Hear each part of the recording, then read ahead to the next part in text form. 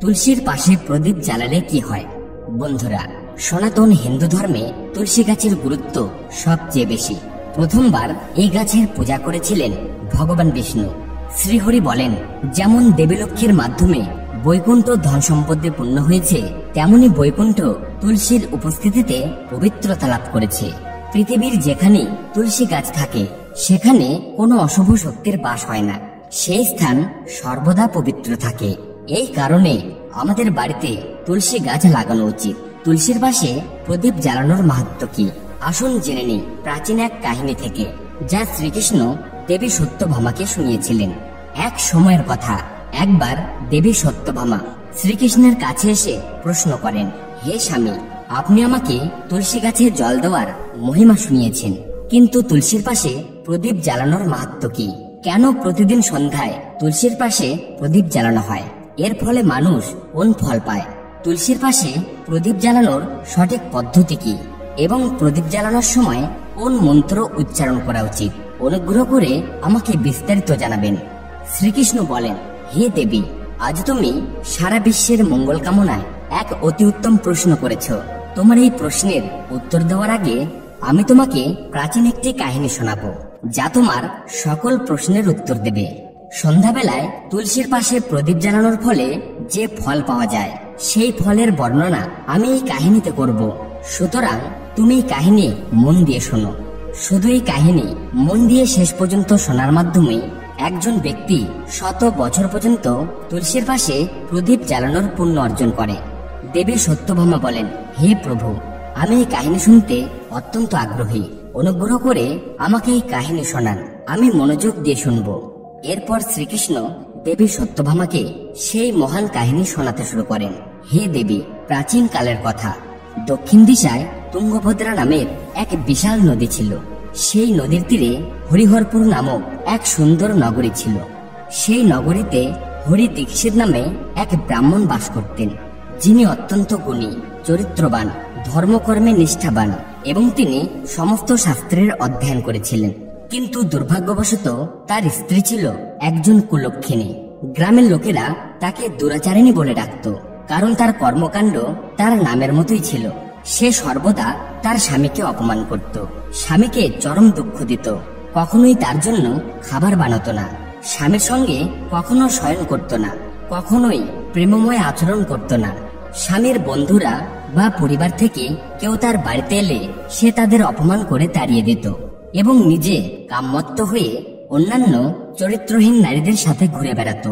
তার মন সবসময় স্বামীকে ছেড়ে পরপুরুষদের দিকে আকৃষ্ট হতো। সে কখনোই তার স্বামীর সঙ্গে ভালোভাবে কথা বলতো না, কিন্তু পরপুরুষদের সঙ্গে বসে গল্প করত। পরপুরুষদের মোহিত করতে সে সাজগোজ করে গ্রামের মধ্যে ঘুরে বেড়াতো। কখনো সে বনে কোনো গাছের নিচে দাঁড়িয়ে সুন্দর পুরুষদের জন্য অপেক্ষা করত এবং কোনো দুষ্ট পুরুষকে মোহিত করে তার সঙ্গে ভোগ বিলাস করত। একদিন হরিদীক্ষিত তার স্ত্রীর কাছে গিয়ে বলল, হে ভদ্রে, তোমার এই আচরণ ঠিক নয়। এইভাবে পাপ করার ফলে তোমার ক্ষতি হবে। এখনো সময় আছে, তুমি এইসব অপবিত্র কাজ ত্যাগ করো। তোমার এমন ব্যবহারে আমি খুব কষ্ট পাচ্ছি। তখন দুষ্কর্মী স্ত্রী বলল, আমি জানি না কোন পাপের কারণে তোমার মতো এক ভিক্ষুকের সঙ্গে আমার বিবাহ হলো। মনে হয় আমি পূর্বজন্মে অনেক পাপ করেছিলাম, তাই এমন এক গরিব স্বামী পেয়েছি। তুমি আমার কোনো ইচ্ছাই পূরণ করতে পারো না। আমাকে বাধ্য হয়ে তোমার এই কুঁড়ে ঘরে থাকতে হয়, ভিক্ষা করা খাবার খেতে হয়, আর আমি এই কষ্ট সহ্য করতে পারবো না। একদিন আমি তোমাকে ছেড়ে চলে যাব। তোমার সঙ্গে থাকলে এই জন্মেও আমি শুধু পাপই করব, তাই আমি এখন কোনো ধনী পুরুষকে বিবাহ করব। এই কথা শুনে হরিদীক্ষিত বললেন, হে প্রিয়, তুমি এমন কটু কথা বলো না। স্বামীকে ত্যাগ করার চিন্তা মন থেকে দূর করো। যে স্ত্রী তার স্বামীকে ছেড়ে পরপুরুষের কাছে যায় তার মঙ্গল হয় না, সে নরকে যায় এবং সেখানে কঠোর দণ্ড পায়। কিন্তু সেই চরিত্রহীন নারীর উত্তর ছিল, নরকে তো তোমাকেই যেতে হবে, কারণ তুমি কোনো কাজকর্ম করো না, ভিক্ষা করে খাও আর আমাকে মিথ্যা কথা বলো। যে স্বামী তার স্ত্রীর দুঃখ দূর করতে পারে না সে নরকে যায়। তোমার এই ঘরে থাকার চেয়ে নরকেই থাকা ভালো। এইভাবে সে নানা রকম অপমানজনক কথা বলে তার স্বামীকে অপমান করল। শ্রীকৃষ্ণ বললেন, হে দেবী, যে স্ত্রী নিজে স্বামীকে অপমান করে, অবজ্ঞা করে, তার জীবনে চরম দুর্ভাগ্য নেমে আসে। যে নারী স্বামীকে ত্যাগ করে পরপুরুষের সঙ্গে যায়, তাকে নরকে গিয়ে কঠোর শাস্তি ভোগ করতে হয়। এখন শোনো, সেই দুরাচারিণী স্ত্রীর ভাগ্যে কি ঘটেছিল। একদিন সে বনের মধ্যে গিয়ে একটি গাছের নিচে দাঁড়িয়ে রইল। তার মন কামনায় ভরপুর ছিল। সে এক সুন্দর কামুক পুরুষের অপেক্ষা করছিল, কিন্তু দীর্ঘ সময় অপেক্ষা করেও কোনো পুরুষ এলো না। তখন সে অত্যন্ত দুঃখিত হয়ে পছন্দের পুরুষের সন্ধানে সবার দিকে তাকাতে শুরু করলো। সেই দিন তার সমস্ত চেষ্টা বিফলে গেল। সে গাছের নিচে দাঁড়িয়ে নানা রকম কথা বলে বিলাপ করতে লাগলো। হায় হায়, আজ এই পথ দিয়ে তো সুন্দর কোনো পুরুষই এলো না। আজ আমি কিভাবে আমার কামনাকে শান্ত করব? এই রাত কেমন করে কাটবে? কে আমার এই সুন্দর শরীর উপভোগ করবে? আমার রূপ ও যৌবন তো এমনিতেই শেষ হয়ে যাচ্ছে। কেউ এই সুন্দর শরীরটিকে পাওয়ার ইচ্ছাই করছে না। এখন আমি কোথায় যাব? কে আমাকে গ্রহণ করবে? কে আমার সঙ্গে ভোগ বিলাস করবে? আমার স্বামী তো একজন মূর্খ। তবে এখন মনে হচ্ছে যে এই পৃথিবীটাই মূর্খ পুরুষদের দিয়ে ভরা। কেউ আমার মতো সুন্দরী নারীকে পাওয়ার ইচ্ছা করছে না। আমি এতটাই সুন্দরী যে দেবতারা পর্যন্ত আমাকে পেতে চাইবে। কিন্তু এই দুনিয়াটা পাপী ও তুচ্ছ পুরুষপূর্ণ, যারা পরীর মতো সুন্দরী নারীকেও অবহেলা করছে। হে ঈশ্বর, যদি কোনো সুদর্শন, শক্তিশালী ও পরাক্রান্ত পুরুষ থাকে, তাহলে তাকে আমার কাছে পাঠিয়ে দিন। যদি সে আমাকে ভক্ষণও করে নেয়, তবু আমি খুশি মনে তাকে আলিঙ্গন করব। শ্রীকৃষ্ণ বলেন, হে দেবী। এইভাবে সেই নারী জোরে জোরে বিলাপ করতে লাগলো। ওই বনের মধ্যে এক ভয়ঙ্কর বাঘ বাস করত। সেই পাপী নারীর আওয়াজ শুনে বাঘটি জেগে উঠল এবং লাফ দিয়ে সেই নারীর কাছে এসে তার শিকার করার জন্য প্রস্তুত হলো। সেই বাঘের নাম ছিল ধ্বংস। ধ্বংসের রূপ অত্যন্ত ভয়ানক ছিল।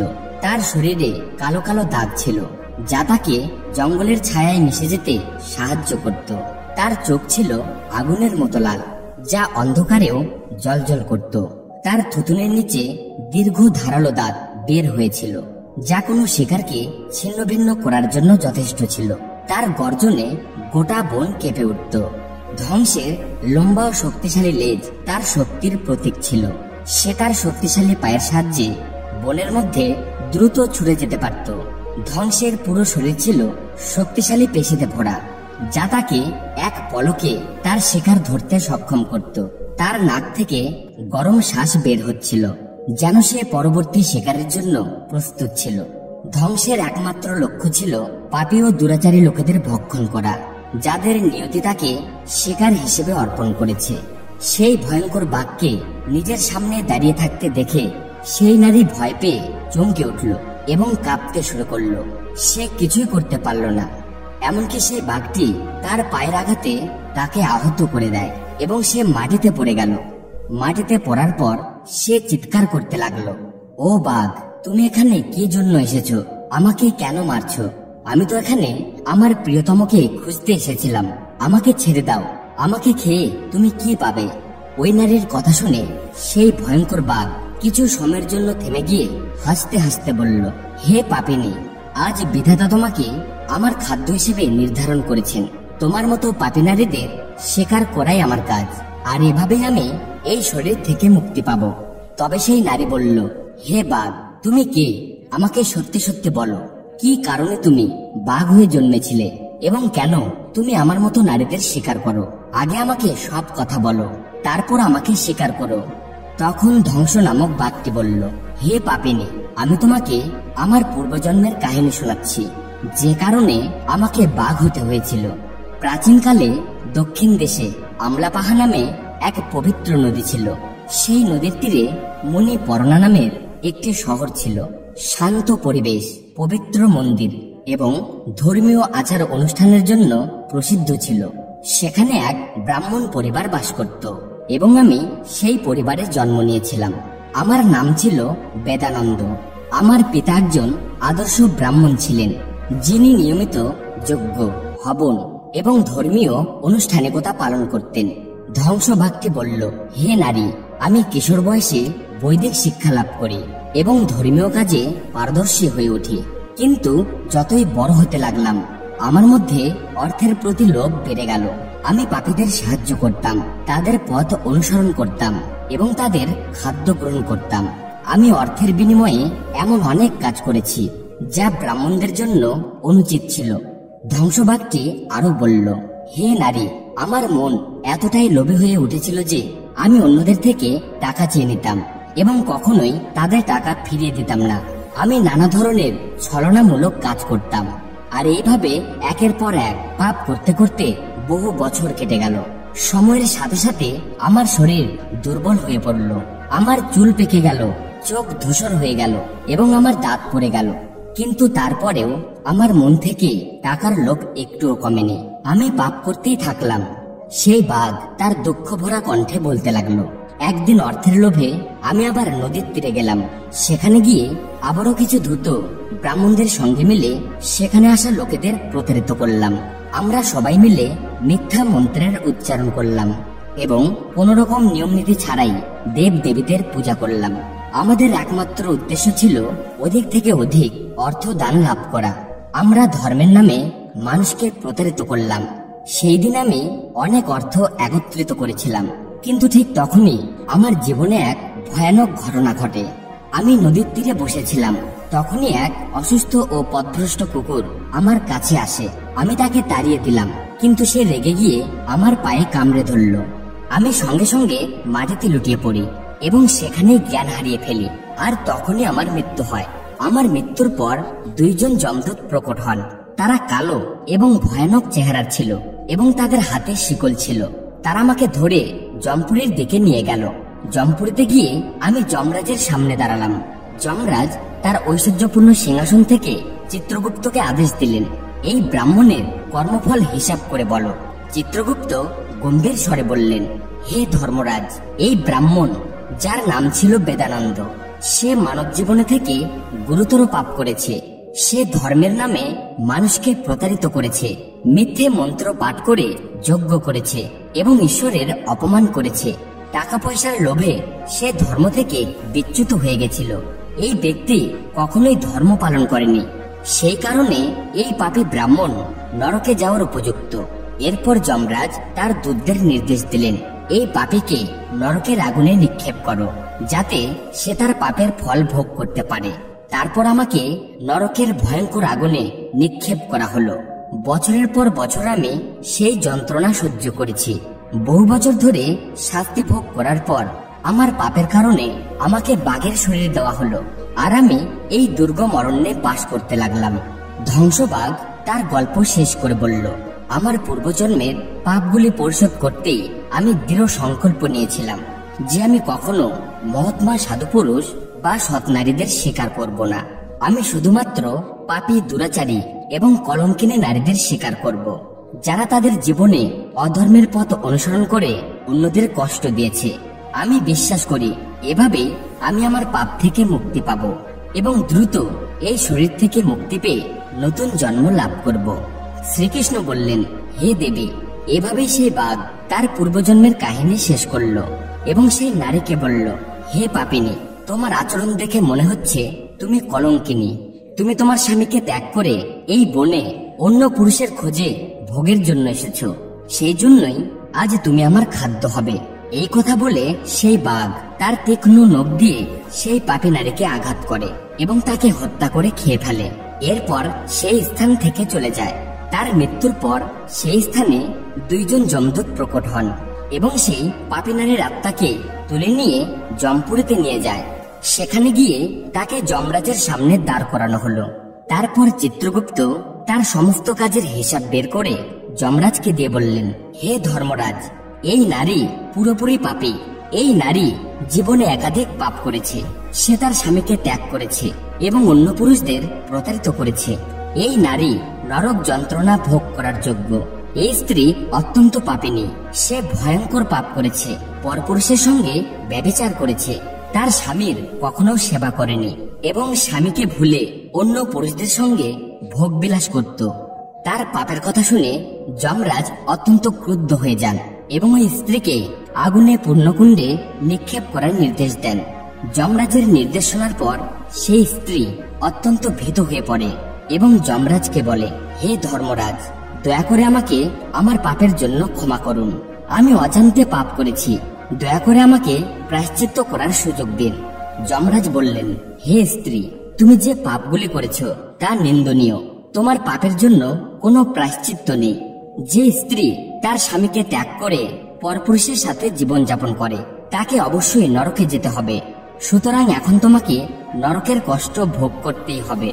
এরপর যমরাজ তার দূতদের বললেন, হে দূতগণ, এই পাপী স্ত্রীকে নিয়ে যাও এবং তাকে ভয়ানক নরকে নিক্ষেপ করো। এই পাপী স্ত্রী তার পাপের শাস্তি পাবে। এরপর যমদূতরা সেই পাপী স্ত্রীকে নরকে নিয়ে গেল এবং তাকে অনেক বছর ধরে গরম তেল ভরা কুণ্ডে পোড়ানো হয়। এরপর তাকে আরো ভয়ঙ্কর এক নরক রৌরবে ফেলে দেওয়া হয়। এইভাবে সে বহু বছর ধরে নানা ধরনের কষ্ট ভোগ করে। নরকে গিয়ে এই সমস্ত কষ্ট ভোগ করার পর সেই মহাপাপিনী স্ত্রী আবার পৃথিবী লোকে ফিরে আসে এবং চণ্ডাল হিসেবে জন্মগ্রহণ করে। চাণ্ডালের ঘরে জন্ম নিয়ে সে আবার অনেক পাপ করতে থাকে, ব্যভিচার করতে থাকে এবং পাপী পুরুষদের সাথে যৌন সম্পর্ক স্থাপন করতে থাকে। কিছু সময় পর তার পূর্বজন্মের পাপের ফলস্বরূপ সে কোষ্ঠকাঠিন্য রোগে আক্রান্ত হয় এবং ভয়ানক যন্ত্রণা সহ্য করতে থাকে। তার সমস্ত দেহ পুড়ে যেতে থাকে এবং তার চোখেও অস্বস্তি সৃষ্টি হয়। এইসব কষ্ট সহ্য করে সে দিন কাটাতে থাকে। এরপর একদিন সেই পাপিনী নারী তীর্থে স্নান করার উদ্দেশ্যে অন্তপুরে চলে গেল এবং সেখানে এক আশ্রমের বাইরে বসবাস করতে শুরু করল। ওই আশ্রমে একটি তুলসী গাছ ছিল। সেই তুলসী গাছের পাশে অন্যান্য নারীদের প্রদীপ জ্বালাতে দেখে সে ভীষণ আশ্চর্য হয়ে গেল। একদিন সেই আশ্রমে বসবাসরত এক সাধু পুরুষের কাছে গিয়ে সে জানতে চাইল, হে সাধু মহারাজ, এটি কি গাছ? এই স্ত্রীলোকেরা এই গাছের পাশে প্রদীপ জ্বালাচ্ছে কেন? তখন সাধু বললেন, হে কল্যাণী, এটি অত্যন্ত পবিত্র তুলসী গাছ। সুধীর দর্শনের মাধ্যমে সকল বিপদ দূর হয়। এই তুলসী গাছকে জল দেওয়ার মাধ্যমে দেব দেবীর আশীর্বাদ লাভ হয় এবং এই পবিত্র গাছের পাশে প্রদীপ জ্বালানোর মাধ্যমে সমস্ত পাপ নষ্ট হয়। সাধুর কথা শুনে সেই নারী অত্যন্ত খুশি হলেন এবং সাধুকে প্রণাম করে বললেন, হে সাধু মহারাজ, যদি কোনো মহাপাপিনী নারীও এই তুলসী গাছের পাশে প্রদীপ জ্বালায় তবে কি তারও সমস্ত পাপ নষ্ট হয়ে যাবে? সাধু বললেন, হে কন্যা, এটি সত্য যে যদি কোনো নারী মহাপাপও করে থাকে তবুও তার সব পাপ নষ্ট হয়ে যায়। এমনকি তার পূর্বজন্মের পাপও তুলসী গাছের পাশে প্রদীপ জ্বালালে নষ্ট হয়ে যায়। তবে হে কন্যা, তুমি কে এবং কেন এই প্রশ্নটি করছো? তখন সেই নারী বলল, হে সাধু মহারাজ, আমি এক মহাপাপিনী নারী। আমি ব্যভিচার করেছি এবং অনেক ধরনের পাপ করেছি। আমার পাপের কারণে আমি এমন দুর্দশায় পড়েছি। দয়া করে আমাকে এই পাপ থেকে মুক্তির উপায় বলুন। সাধু বললেন, হে কন্যা, এখন থেকে তুমি প্রতিদিন সন্ধ্যায় এই তুলসী গাছের পাশে প্রদীপ জ্বালাও। তোমার সমস্ত পাপ এবং সমস্ত দোষ দূর হয়ে যাবে। সাধুর কথা শুনে সেই পাপী নারীও ঠিক তাই করল। সে তুলসী গাছের পাশে প্রদীপ জ্বালালো। এরপর সে প্রতিদিন সন্ধ্যায় তুলসীর পাশে প্রদীপ জ্বালাতে লাগলো। একদিন সন্ধ্যায় সে তুলসী গাছের পাশে প্রদীপ জ্বালাচ্ছিল। তখনই হঠাৎ তার হৃদয় ফেটে গিয়ে সে মৃত্যুবরণ করল এবং সেখানে মাটিতে পড়ে রইল। এরপর দুইজন যমদূত সেখানে উপস্থিত হন। তারা সেই আত্মাকে যমলোকে নিয়ে যাওয়ার জন্য তাকে পাশে বেঁধে টেনে নিয়ে যেতে শুরু করে। ঠিক তখনই ভগবান বিষ্ণুর দুই পার্শ্বদ সেখানে আবির্ভূত হলেন। তারা ছিলেন অত্যন্ত দীপ্তিময়। তাদের শরীর থেকে সোনালী রশ্মি বিচ্ছুরিত হচ্ছিল, যা চারিদিকের অন্ধকার দূর করে দিচ্ছিল। তাদের রূপ ছিল অপূর্ব ও দেবসম। তাদের মুখে ছিল করুণা ভরা হাসি, যা চিরশক্তির প্রতীক। তারা রত্নখচিত রেশমি নীল ও সোনালী বস্ত্র পরিধান করেছিলেন। তাদের কানে ঝুলছিল সোনার কুণ্ডল। সেখান থেকে যেন এক অলৌকিক সুরধ্বনি শোনা যাচ্ছিল। কপালে ছিল দীপ্তিমান তিলক, যা তাদের ঐশ্বরিক পরিচয় বহন করছিল। তারা উচ্চকায় এবং শক্তিশালী।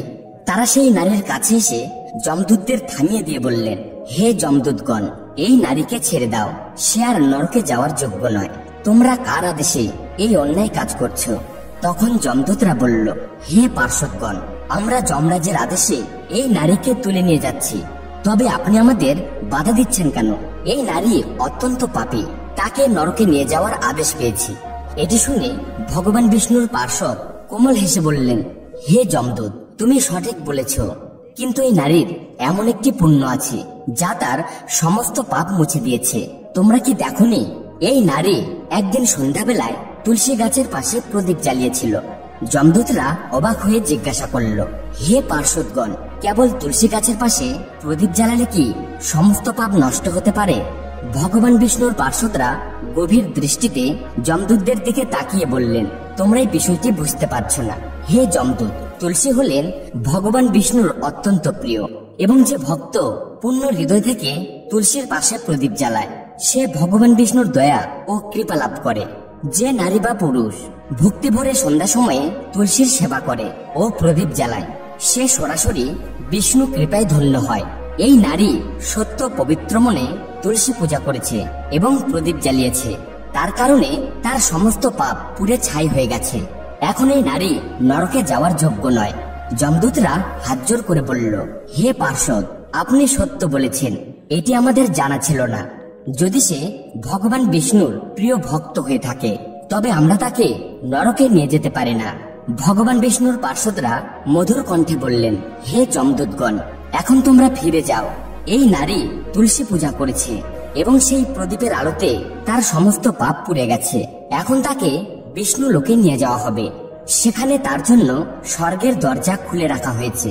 পার্শ্বদের কথা শুনে যমদূতরা সেই নারীকে সেই স্থানেই রেখে যমলোকে ফিরে গেল এবং যমরাজকে পুরো ঘটনা বলল।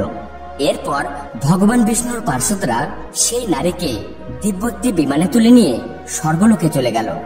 ভগবান শ্রীকৃষ্ণ বললেন, হে দেবী সত্যভামা, এইভাবে শুধুমাত্র তুলসী গাছের পাশে প্রদীপ জ্বালালেই মানুষের সমস্ত পাপ নষ্ট হয়ে যায়। যে নারী প্রতিদিন সন্ধ্যায় তুলসী গাছের পাশে প্রদীপ জ্বালায় সে সৌভাগ্যশালী হয়। তার পূর্বজন্মের সমস্ত পাপ নষ্ট হয়ে যায় এবং তার সুখ সমৃদ্ধি লাভ হয়। প্রতিদিন সন্ধ্যাবেলায় তুলসী গাছের পাশে প্রদীপ জ্বালানোর সময় এই পবিত্র মন্ত্রটি উচ্চারণ করা উচিত। ওম তুলসী দ্রব্য বিদ্যমহে বিষ্ণু পিয়ায় চ ধীমহি তন্ন বৃন্দা প্রচোদয়াৎ। হাজারো অমৃতের ঘোড়ায় স্নান করালেও শ্রীহরি সেই তৃপ্তি পান না যতটা মানুষের দ্বারায় একটি তুলসী পত্রের নিবেদনে তৃপ্তি হন। 10,000 গরুদান করলে যে ফল প্রাপ্ত হয় ঠিক সেই ফল তুলসী পত্রের দানে পাওয়া যায়। যে ব্যক্তি মৃত্যুর সময় মুখে তুলসী পত্রের জল পায় সে সমস্ত পাপ থেকে মুক্ত হয়ে শ্রীকৃষ্ণের ধাম স্বর্গে চলে যায়। যখন কোনো ভক্ত তুলসী গাছের পাশে প্রদীপ জ্বালায় তখন সেই আলোর মধ্যে থাকা শক্তি নেতিবাচক শক্তিগুলিকে নষ্ট করে এবং ইতিবাচক শক্তির সঞ্চার করে। এটি পরিবেশকে পবিত্র ও শুদ্ধ করে তোলে এবং দেবতাদের কৃপা লাভ হয়। প্রদীপের আলো অজ্ঞানের অন্ধকার দূর করে এবং জ্ঞানের আলো জ্বালায়। তুলসী গাছের পাশে প্রদীপ জ্বালানোর মাধ্যমে মানুষের মধ্যে শুদ্ধতা ও পবিত্রতার অনুভূতি সৃষ্টি হয়, যা তার ভক্তি ও জ্ঞানের শক্তি বাড়ায়। এটি বিশ্বাস করা হয় যে যখন কেউ তুলসী গাছের পাশে প্রদীপ জ্বালিয়ে তার আরতি করে তখন তার ভগবান বিষ্ণুর প্রতি ধ্যান আরো সহজ হয়ে যায়। এটি ভক্তের মনকে স্থির ও শান্ত করে ধ্যানে একাগ্রতা বাড়ায়। সূর্যাস্তের সময় তুলসীর পাশে প্রদীপ জ্বালানো অত্যন্ত শুভ বলে বিবেচিত হয়। এই সময় প্রদীপ জ্বালিয়ে তুলসী মাতার আরতি করা হয় এবং ভগবান বিষ্ণুর স্মরণ করা হয়। এটি করার ফলে বিশেষ পুণ্য লাভ হয়। প্রতিদিন সন্ধ্যায় তুলসী গাছের পাশে প্রদীপ জ্বালানোর সময় ওম নমো ভগবতে বাসুদেবায় এই মন্ত্রটি জপ করা উচিত। এই মন্ত্রটি ঘরের নেগেটিভ শক্তি দূর করে এবং ভগবান বিষ্ণুর কৃপা অর্জন করে। তুলসী গাছের পাশে ঘি বা তিলের তেলের প্রদীপ জ্বালানো উচিত। ঘিয়ের প্রদীপকে বেশি পবিত্র বলে মনে করা হয়, তবে যদি সম্ভব হয় তিলের তেলের প্রদীপও জ্বালানো যেতে পারে। তিলের তেলের প্রদীপ নেগেটিভ শক্তি দূর করে। বলা হয় যে ভক্ত প্রতিদিন সন্ধ্যাবেলায় তুলসী গাছের পাশে প্রদীপ জ্বালায় তার 7 জন্ম পর্যন্ত পুণ্য লাভ হয় এবং সে কখনো দরিদ্রতা বা অভাবের সম্মুখীন হয় না। তার বাড়িতে এবং পরিবারে সর্বদা সুখ শান্তি এবং সমৃদ্ধি বিরাজ করে। ধর্মীয় গ্রন্থে বর্ণিত আছে তুলসীর পাশে প্রদীপ জ্বালালে পিতৃদোষ, গৃহদোষ এবং কাল সর্পদোষের মতো সমস্ত বাধাগুলি দূর হতে পারে। এই উপায়টি ঘরের নেতিবাচক শক্তির অবসান ঘটায় এবং ইতিবাচক শক্তির সঞ্চার করে। তুলসী গাছের পাশে প্রদীপ জ্বালানোর ফলে আত্মার শুদ্ধি হয় এবং এটি জন্ম জন্মান্তরের পাপ নষ্ট করে। এর ফলে আত্মাকে শান্তি মেলে এবং সেই ব্যক্তি সদ্গতির পথে অগ্রসর হয়। তুলসীর পাশে প্রদীপ জ্বালালে দেবী লক্ষ্মীর আশীর্বাদও লাভ হয়, যার ফলে তার জীবনে কখনো আর্থিক সংকট হয় না এবং সর্বদা সমৃদ্ধি বাস করে। এইভাবে ভগবান শ্রীকৃষ্ণ তুলসী গাছের পাশে প্রদীপ জ্বালানোর গুরুত্ব বর্ণনা করেছেন। তো বন্ধুরা, ভিডিওটি ভালো লাগলে অবশ্যই একটি লাইক করে দিবেন আর কমেন্ট বক্সে পুরো শ্রদ্ধার সাথে লিখবেন, জয় শ্রীকৃষ্ণ, জয় মা তুলসী।